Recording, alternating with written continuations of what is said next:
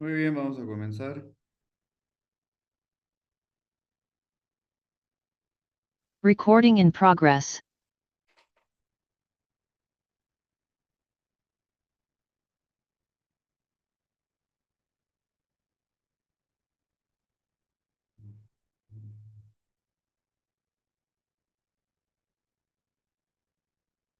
Ok, hoy día vamos a hablar sobre injuria renal aguda, que también es denominado lesión renal aguda, ¿ok? En realidad estos términos conceptuales son indistintos, simplemente son sinónimos propiamente castellanizados. Y lo que sí está en desuso es el término de insuficiencia renal aguda, aunque por igual todos lo entendemos, ¿ya? La única palabra conceptualmente sí diferenciada terminológicamente es enfermedad renal aguda, y ahí sí tiene una distinción de temporalidad, ¿ok? Pero acá nos vamos a centrar sobre el término de injuria renal aguda o lesión renal aguda. Y empezamos con un caso clínico. Fíjense, tenemos acá un paciente varón de 53 años con antecedente de hepatitis y cirrosis. Está ya con carcinoma hepatocelular y recibe quimioterapia. Recibe su terapia diurética regular para la cirrosis. Y el paciente tiene una intercurrencia de náuseas, vómitos, no ingiere nada por vía oral, se encuentra febril, letárgico, hipotenso, taquicárdico, con oliguria. Fíjense cómo el débito urinario se ha reducido. Y en la analítica encontramos un poco el potasio elevado, está con hipercalemia en 5,9, el bicarbonato reducido, se entiende que tiene un grado de acidemia, y esta además es anión GAP elevado, puesto que está con acidosis metabólica anión GAP elevado. El paciente también tiene la creatinina, que es un producto de retención nitrogenada procedente del metabolismo de la creatina a nivel muscular. Está elevado y está en 1,6, ¿ok? En 1,6. La bilirrubina también está elevada, los leucocitos también, y el paciente está con anemia. Luego fíjense que hay una prueba analítica que es un biomarcador importante en los pacientes con lesión renal aguda, que es el FENA, la excreción fraccionada de sodio, que acá luego lo recordaremos, lo subrayamos de momento, está en 0,19, o sea, está reducido, menos de 1, y el paciente también tiene proteinuria. Se le hace una ecografía que parece que está conservada la silueta renal, tiene ascitis, y acá tenemos un dato preliminar, un background del paciente que nos dice que la creatinina previa hace 3 semanas era de 0,9. ¿Ok? Entonces, ¿qué cosa a partir de la creatinemia podríamos decir que el paciente tiene una injuria renal aguda? ¿Por qué? Porque ha habido una elevación de la creatinemia de un control previo normal y ahora se ha elevado.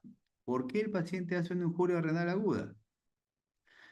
Planteo mi diagnóstico diferencial. De lejos, la causa más frecuente será injuria renal aguda isquémica, ¿ok? Principalmente de esta, la necrosis tubular aguda, que es la que más se estudia en fisiopatología y estudiaremos en esta clase.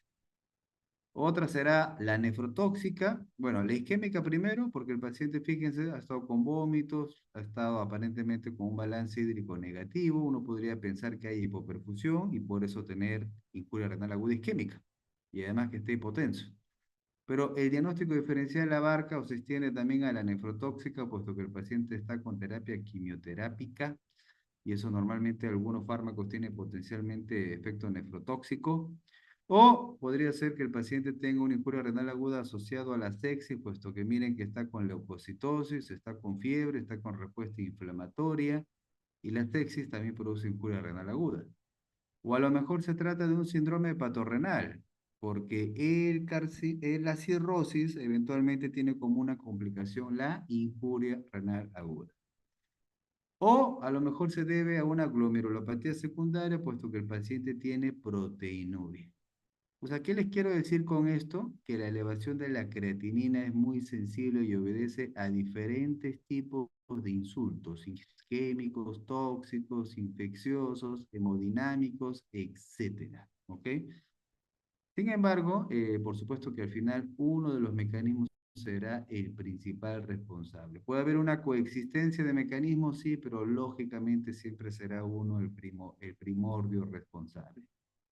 Entonces, ¿Qué cosa es la injuria renal aguda o la insuficiencia? Es el cese súbito de la función renal. En fisiología ustedes deben recordar que el riñón comprendía como 9 funciones, pero en este caso señalamos o nos ascribimos a la del filtrado glomerular, puesto que cuando se reduce el filtrado glomerular de manera súbita, se eleva los productos nitrogenados, puesto que ya no se pueden filtrar adecuadamente.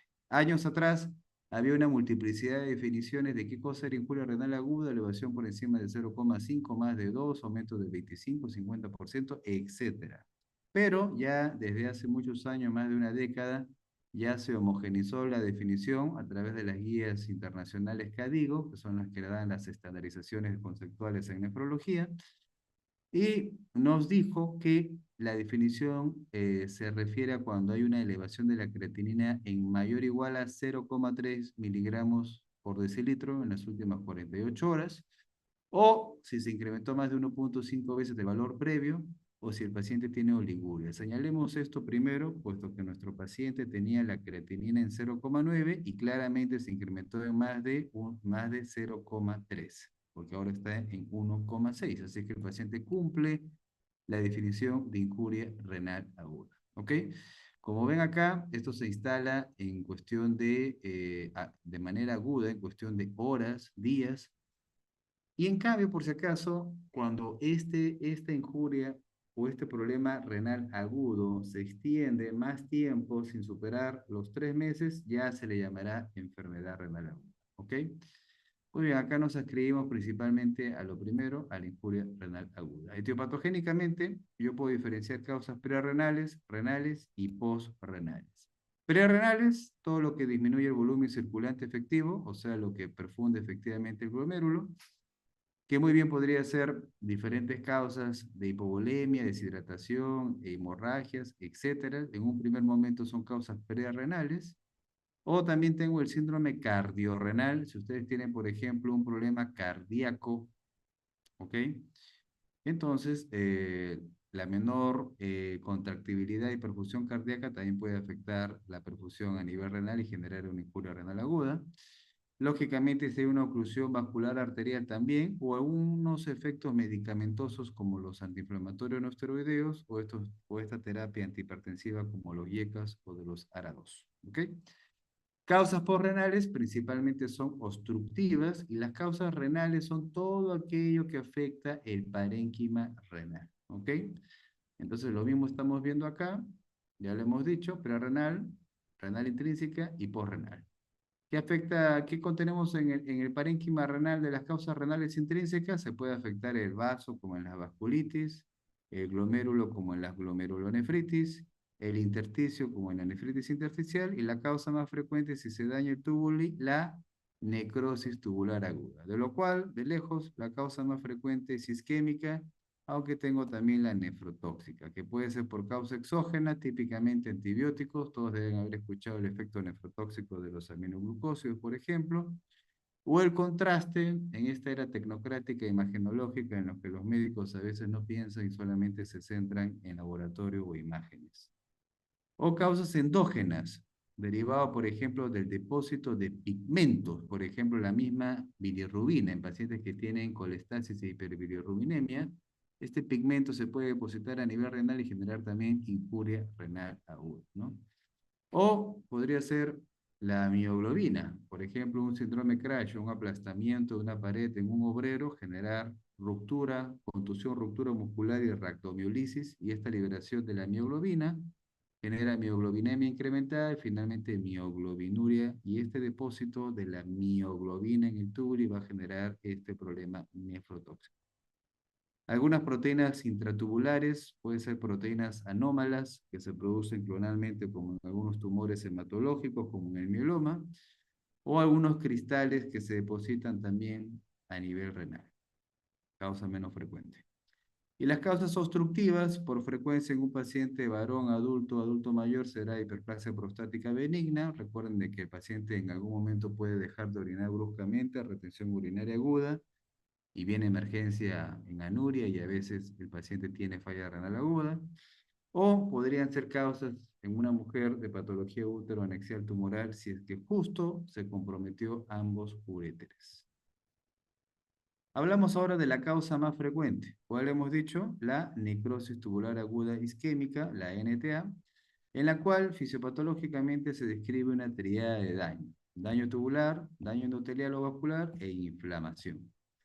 En el daño tubular se describen dos mecanismos, el backleak y la obstrucción tubular, y la injuria endotelial propiamente se describe la vasoconstricción, la cual va a generar más hipoxia y daño tubular. Todo esto reduce el filtrado glomerular y por eso tenemos este problema. Entonces acá, ¿qué hemos dicho? Como consecuencia del insulto isquémico, miren qué es lo que está pasando. Se desorganizan las células tubulares, cambian su citoesqueleto, pierden las integrinas y por lo tanto se esfacelan como estamos viendo acá. Se esfacelan y que están generando una obstrucción a nivel de la luz tubular. Primer mecanismo o evento, obstrucción. Al generarse una obstrucción, el fluido tubular, que normalmente va por esta vía, por este flujo, ya no pasa, no transita su camino y por lo tanto va a haber un incremento de la presión aquí, intraluminal previo a la obstrucción, y eso va a favorecer la salida de líquido justamente por estas zonas denudadas. Ese fenómeno de esta salida de líquido, que es como decir la retrodifusión del líquido, que no tiene una buena traducción en castellano, en realidad le denominamos mejor back leak, ¿ok? Y al salir este líquido por estas zonas, va a generar, ¿hacia dónde va a ir? Hacia el intersticio. Lo mismo estamos viendo acá. Acá está el tubo y que se dañó, va a salir al intersticio. Y en el intersticio, ¿qué cosa tenemos? La red capilar peritubular. Como el intersticio se va a edematizar, eso también va a generar una compresión extrínseca de esta red capilar peritubular y por lo tanto eso agravará más la hipoxia. O sea, el daño tubular también compromete el tema vascular y este agrava más el insulto isquémico. ¿Ok?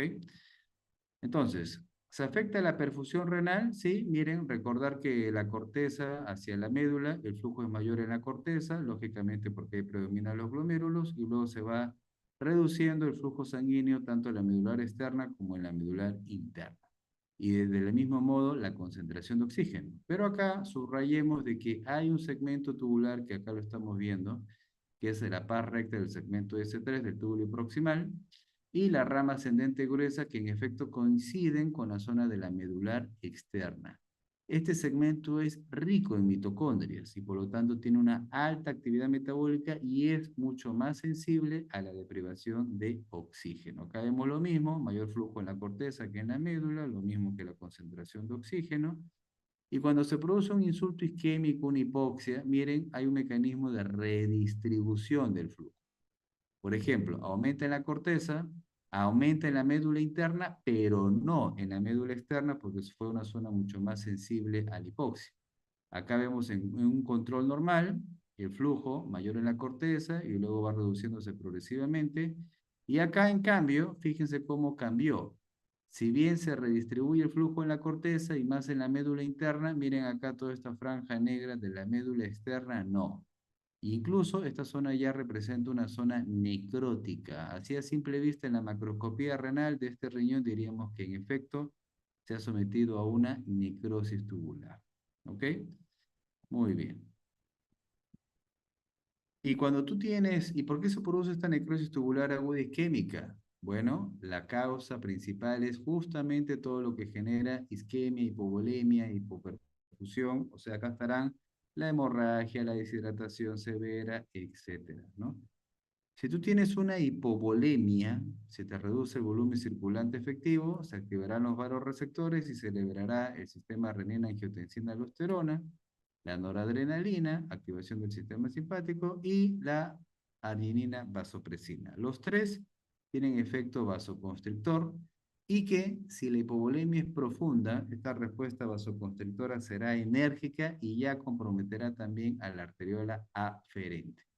Lógicamente, si por ejemplo estás con un choque hemorrágico y vas perdiendo sangre, y recuerden de que una anemia severa o una hipovolemia profunda es causa de muerte, entonces, ¿y por qué es causa de muerte? Porque al tener una menor perfusión, por ejemplo, coronaria, se puede producir una parada cardíaca, o ni qué decir, la hipoxia que podría haber a nivel del sistema nervioso central. Entonces, cuando ocurre esto, se redistribuye el flujo de sangre, ¿ya? Y en este caso se sacrifica un órgano altamente vascularizado como el riñón para tratar de redistribuir el volumen de sangre hacia otros órganos nobles.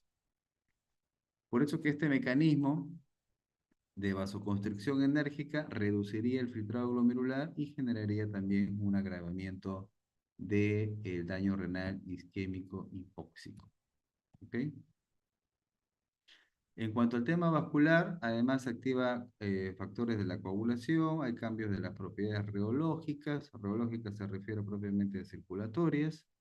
Hay aumento de la permeabilidad endotelial, aumenta las selectinas, y todos estos son los factores vasoconstrictores, la endotelina 1, la angiotensina 2, entre otros, que desbalancean y predominan, generando un mayor tono vascular y vasoconstricción, y por lo tanto generando más insulto isquémico. Sin embargo, miren, experimentalmente cuando se ha querido verificar si yo trato la vasoconstricción dándole sustancias vasodilatadoras, eso no necesariamente ha revertido o tratado una necrosis tubular aguda. ¿Ok? ¿Esto qué significa? Que no solamente se trata de un problema vascular, sino como decíamos, es una triada. Problema vascular, tubular e inflamatorio, ¿no? Del problema tubular, miren, todo esto es lo que acontece cuando se somete el túbulo a isquemia.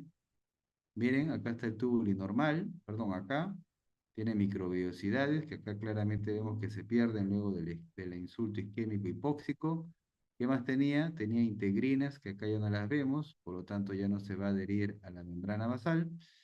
Qué más teníamos? Teníamos la bomba, acá está, la bomba 3 sodio 2 potasio ATPasa, que acá también ya se ha reducido, y por lo tanto se vulnera toda la citoarquitectura y como decíamos, se genera un desprendimiento de las células tubulares.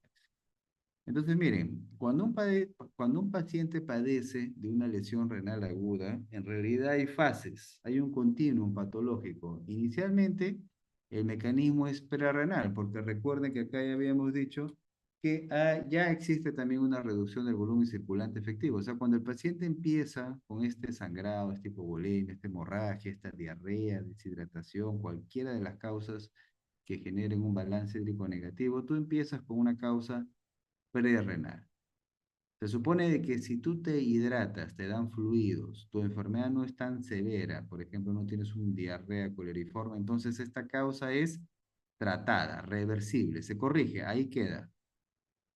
Pero si tu problema es severo, la diarrea es severa, ¿ok? Entras en shock, la hemorragia es profunda, haces anemia severa, etcétera. Entonces, este mecanismo se perpetúa y evoluciona. Deja de ser un problema perrenal y se deriva hacia un problema renal intrínseco tubular, o sea, necrosis tubular aguda isquémica. Por lo tanto, inicia, se extiende, acá ya se agrega el tema inflamatorio, acá ya se produce todo el tema de daño tubular, el paciente puede estar acá incluso en oliguanuria, requerir diálisis, pero luego, fíjense que el paciente tiene una capacidad de regeneración tubular, o sea, el tubuli se puede regenerar. E incluso luego puede recuperar completamente la función renal, ¿no? Primero recupera la diuresis y luego ya se reducen los productos nitrogenados. Y ese proceso, que si bien dura poco tiempo, pues normalmente un promedio de días, a veces se puede extender hasta las 6 semanas. ¿Ok? Lo mismo vemos acá, miren el tránsito del tubuli, pérdida de la polaridad, etcétera. Puede haber apoptosis, puede haber necrosis, pero luego tiene capacidad otra vez de regeneración y diferenciación tubular. Si bien es cierto, el término es necrosis tubular, ojo que en realidad principalmente encontramos apoptosis y luego injuria subletal. Cuando hay daño hipóxico, se incrementa la síntesis de sustancias reactivas de oxígeno que oxidan cualquier elemento orgánico a su alrededor, que muy bien pueden ser proteínas o lípidos. Hay injuria mitocondrial, se activa la fosfolipasa, se libera el calcio citosólico y esto normalmente la liberación de calcio se asocia a apoptosis y también a necrosis. Finalmente, la inflamación, ¿por qué está presente? Miren que hay cambios modulados tanto en la inmunidad innata como la adquirida. Aumenta la expresión de integrinas, la molécula de adhesión intercelular, báscula celular, y hay presencia de moléculas inflamatorias, citoquinas, el factor de necrosis tumoral alfa, la interleuquina 1, todo esto confluye en la inflamación. Entonces, daño tubular, lo estamos viendo acá, llegada de células, célula T, macrófagos, neutrófilos, que producen citoquinas, sustancias reactivas de oxígeno, y la triada, daño vascular, inflamación y daño tubular. Entonces acá, daño tubular, hipoxemia. Normalmente la necrosis tubular aguda en el 95% de pacientes es reversible, pero en un 5% o 10% o un poco más en el anciano puede llegar a ser incluso hasta irreversible. Y cuando tienes cambios tubulares, hay todo lo que ya hemos mencionado. También hay un mecanismo que no lo habíamos dicho, que es la mayor llegada de sodio a nivel distal, y eso fomenta la activación del feedback tubuloglomerular. Puesto que ya habíamos dicho de que en el túbulo proximal, que es el que se afecta de manera notable, ahí tienes las bombas 3 sodio 2 potasio TPase, ¿cierto? Si tú vulneras este túbulo, ya no reabsorbe sodio a este nivel y por lo tanto te llegará más sodio a nivel distal. Si ustedes recuerdan su fisiología, ¿qué pasaba cuando llegaba sodio a nivel del túbulo distal?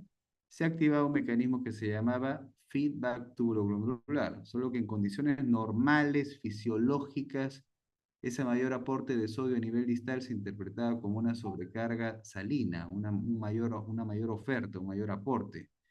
Y eso generaba una vasoconstricción preglomerular, ¿no?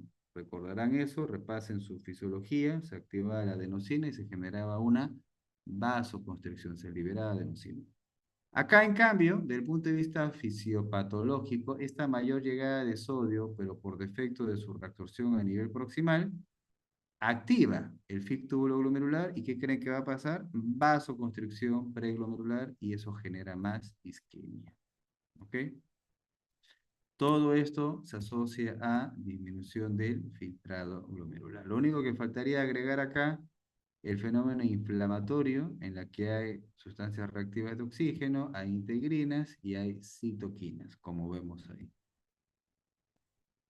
Muy bien, complicaciones de la insuficiencia renal aguda, de la falla renal aguda. Una es acúmulo de los productos nitrogenados y el paciente estará con uremia. La uremia puede generar compromiso multisistémico orgánico, neuropatía urémica, pericarditis urémica. Si el paciente no filtra adecuadamente la carga ácida, que es la principal razón, tendrá acidosis metabólica, anión GAP elevado. Y si el paciente cursa con oligoanuria, el paciente va a estar ahora con sobrehidratación, sobrecarga de volumen. Esto, la uremia y la acidosis puede generar inflamación. La acidosis genera también vasodilatación, no se olviden.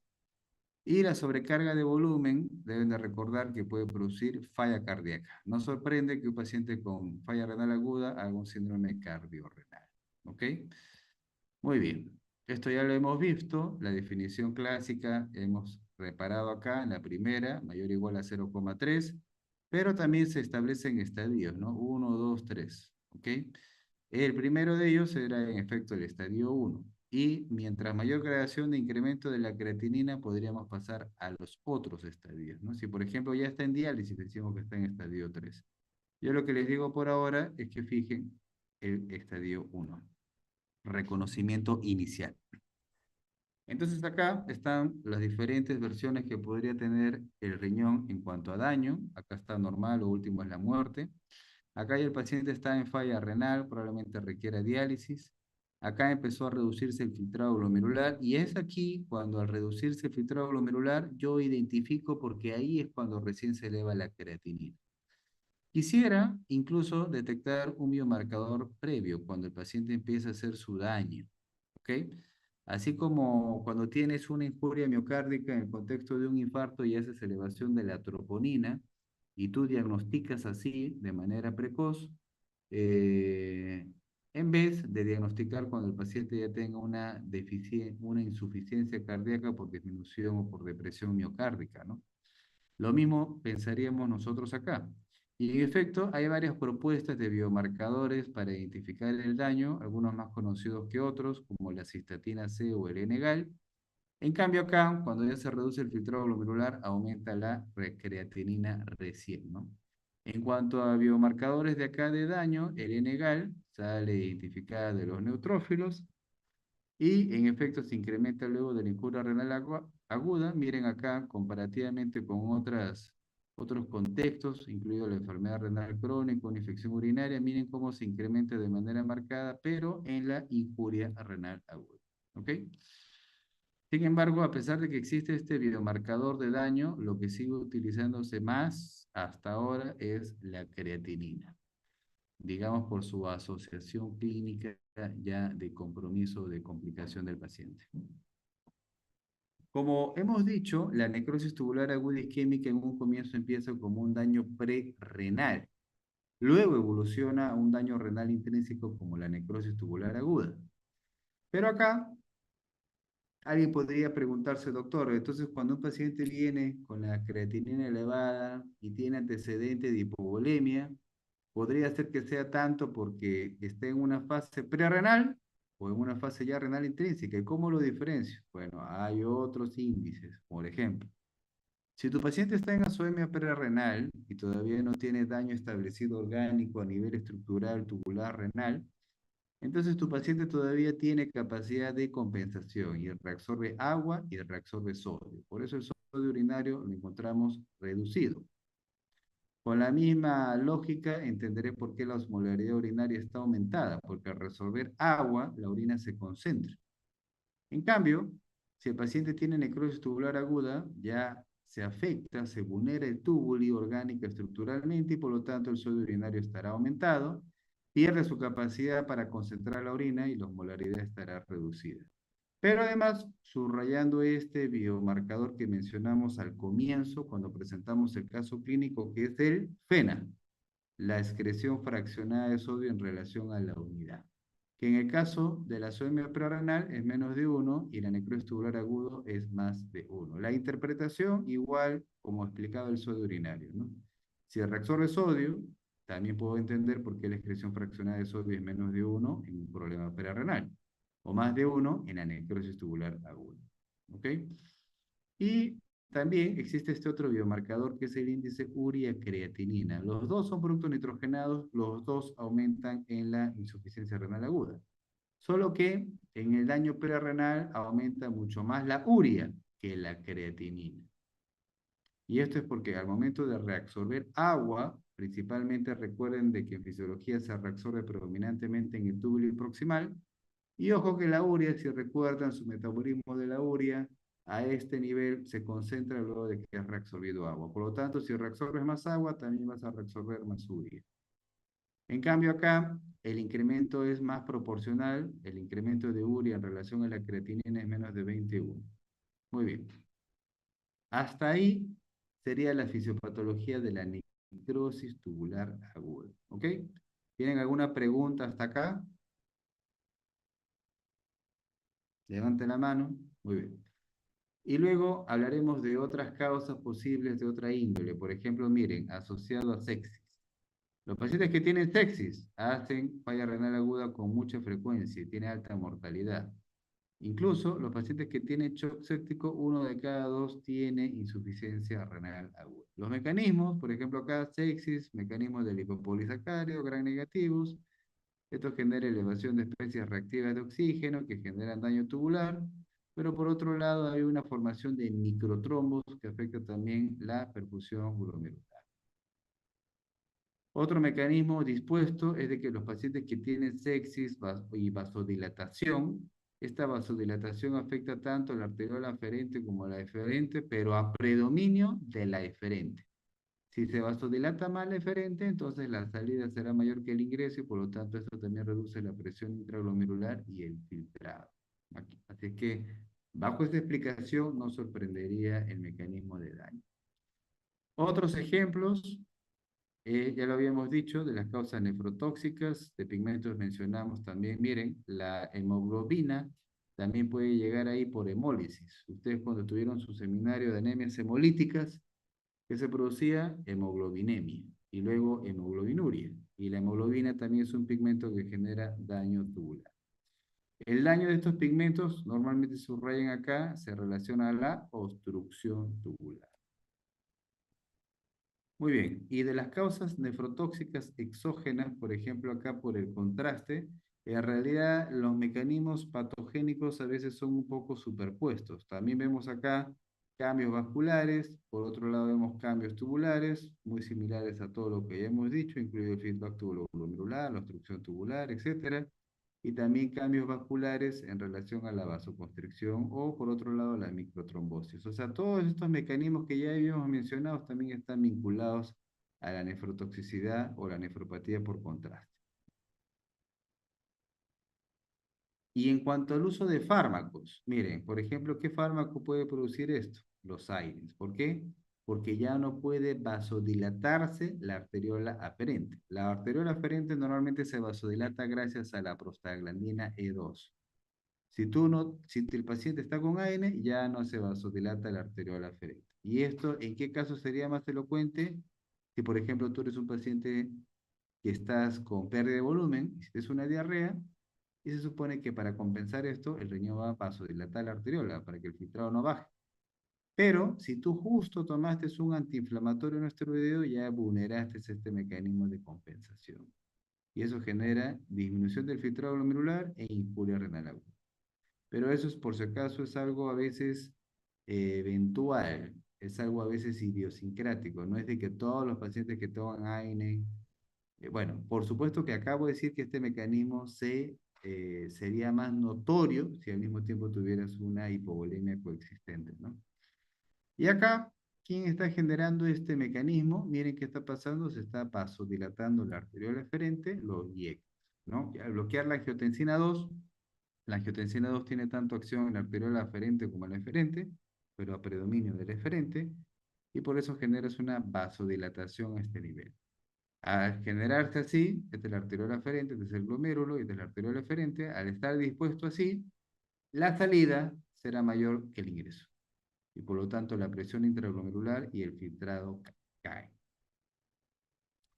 Por supuesto que eso tendría que tenerse en cuenta, por supuesto de que no es de que los IECA sean igual a injuria renal aguda, eso no es así, pero sí deberíamos tener en cuenta estos mecanismos porque también pues, pueden tener un compromiso hemodinámico farmacológico en la injuria renal aguda. Muy bien. ¿Preguntas?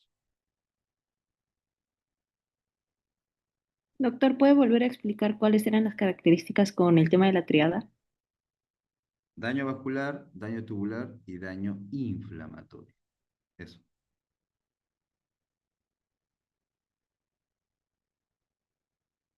¿Alguna otra pregunta?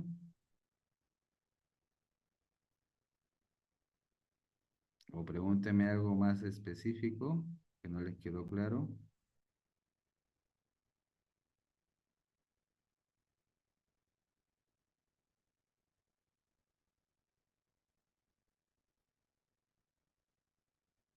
Nada más. Doctor, respecto a la injuria tubular, era todo respecto a la obstrucción, ¿verdad?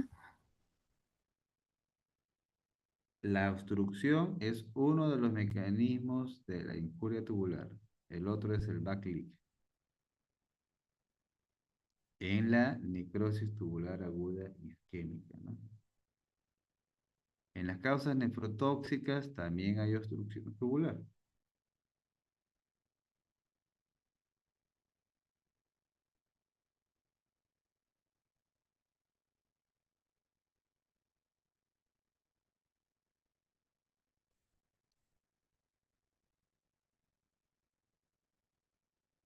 Ok, muy bien, eso es todo.